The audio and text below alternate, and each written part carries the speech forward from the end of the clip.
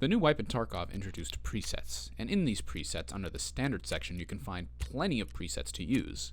Unfortunately, from levels 1 to 14, you have access to none of these presets. So I'm going to be making presets for you, starting with the dirt cheapest. The Broke Boy kit is only going to cost you 83,391 rubles. You're going to be grabbing the following things from the Trader's Gear: the Taz, some of this ammo, 4 magazines, and the Tarbank body armor. Next, you're going to want to go to the Therapist and grab a car first aid kit, painkillers, and an Esmart tourniquet. And lastly, from Ragman, you're going to want to grab the bank robber chest rig. And make sure you stuff all your meds in your case, so that way you're saving as much money as possible if you die. Now, for this kit in particular, I wouldn't suggest large maps such as woods or shoreline.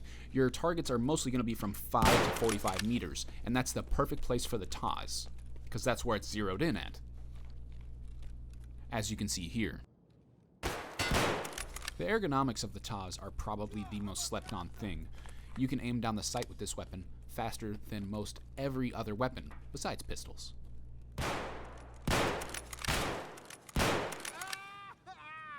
If you can't hit your shots, you're going to be having a bad time with this weapon though, especially with multiple targets. The slow reload time, especially when it comes to packing mags, makes it to where an enemy can easily kill you.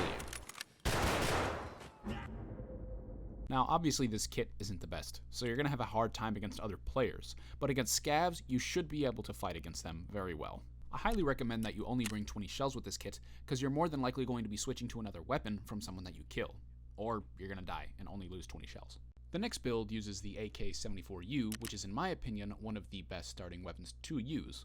This build in particular is 136,951 rubles, but it is worth it. From Popor, you're going to want to grab the 74U, 4 of these magazines, and this lovely headset. From Skier, you're going to want to grab the Tarbank body armor again, the Zenit handguard, and the NC Star laser to attach to that Zenit handguard.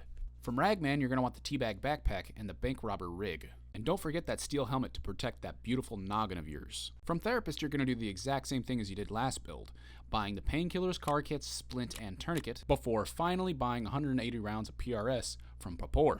If I had to be honest, I think everybody starting out playing this game should use this kit because it gives you a better idea of how hipfire works. Not to mention that the laser just gives you better overall accuracy.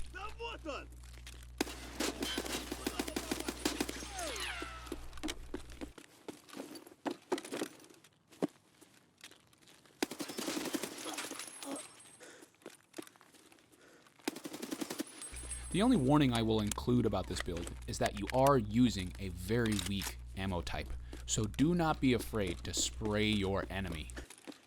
The reason this is my favorite build is because that laser allows you to react to things so confidently.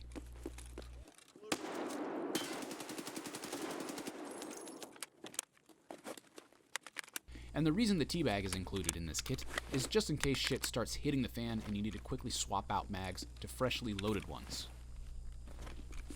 The last kit is going to be a scoped weapon, but it does require Jaeger to be unlocked.